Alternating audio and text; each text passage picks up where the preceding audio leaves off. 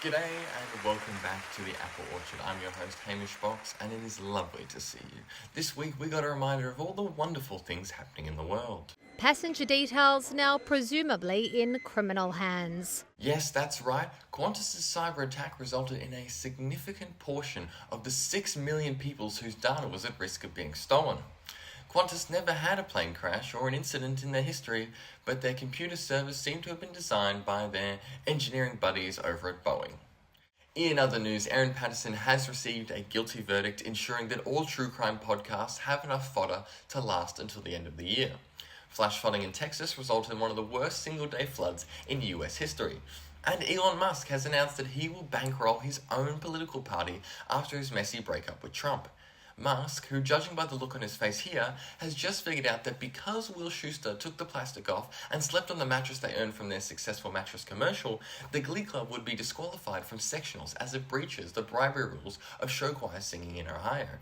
This led me, and fellow fans alike, to question why didn't Will just pay for the mattress instead of the Glee Club missing sectionals?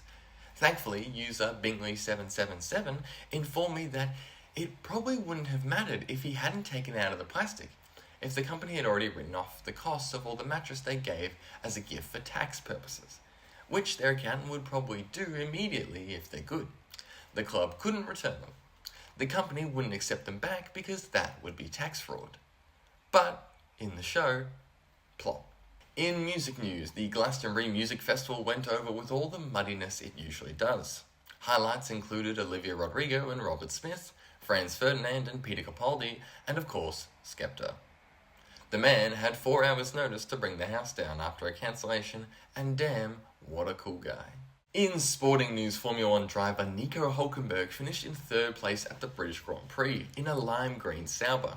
This may not sound interesting to the average person, but this man has been racing in F1 since 2007, with 239 career starts and not a single podium to his name. He was going to be undoubtedly the greatest driver to never stand on the podium, and most had written the record for him, as he is in the back end of his career with a significantly weaker car to the upper orders. If all the other cars in the field were Adam Levine, Hulkenberg's car was the equivalent of, well, any other member of Maroon 5. But starting in second last, he drove with pure grit and determination to stand on the podium for the first time in his F1 career. Truly beautiful. Lastly tonight, I want to dive straight in and talk about war.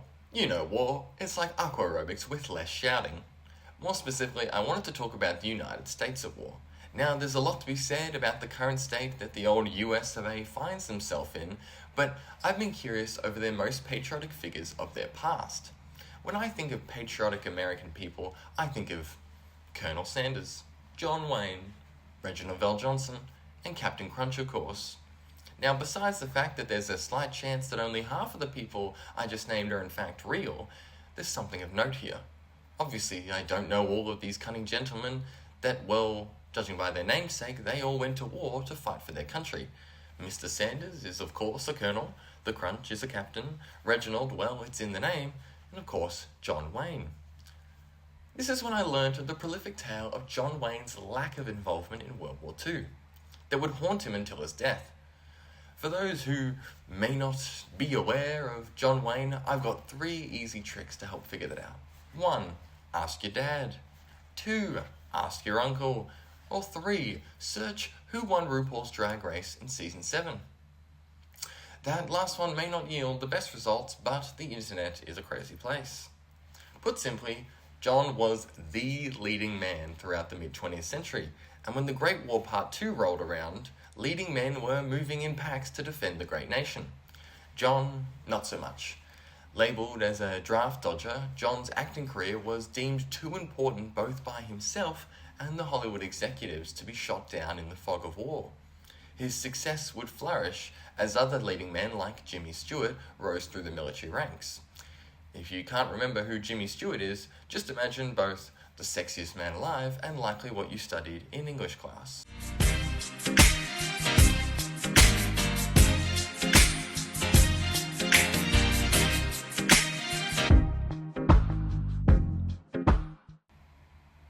Wowee! After the war, Wayne found himself in John Ford's They Were Expendable, playing a fellow soldier, and was relentlessly mocked by Ford, who served his time, even being deployed as a photographer on D-Day. Ford constantly joked that Wayne was not convincing or even trying to look like he was anywhere near a real soldier. Brutal stuff at the time, and Ford eventually cooled off by the end of the shoot. But the damage was done. Wayne's legacy was tainted, and he spent a huge chunk of his latter career pushing a staunchly patriotic message, with gunslingers and tough men plaguing his lasting roles. This legacy of dodging would remain through the media, with Stanley Kubrick's Full Metal Jacket a neat little example. That you, John Wayne? Is this me? Who said that? You may be wondering, why is this important in any way? Well, firstly, I did need to bring up RuPaul's Drag Race Season 7 in some capacity, and I felt this was the only logical way to do it. And secondly, this kind of story is important, as it reminds us as people that these figureheads of culture and community should always be combed over for their true beliefs, and if that deviates from their perceived character, it must be called out. DiCaprio and all those who attended Jeff Bezos' ludicrous Venice wedding should feel the immense horror of their actions. I know they won't, but they ought to feel it in every fibre of their being. Those that spruik climate activism and wealth redistribution should feel the dark blackness of shame within them as they gallivant through Venice or whatever. A dark blackness. A dark blackness. I do not feel when I look at Colonel Sanders, Reginald VelJohnson, Captain Crunch, and of course, Jimmy Stewart.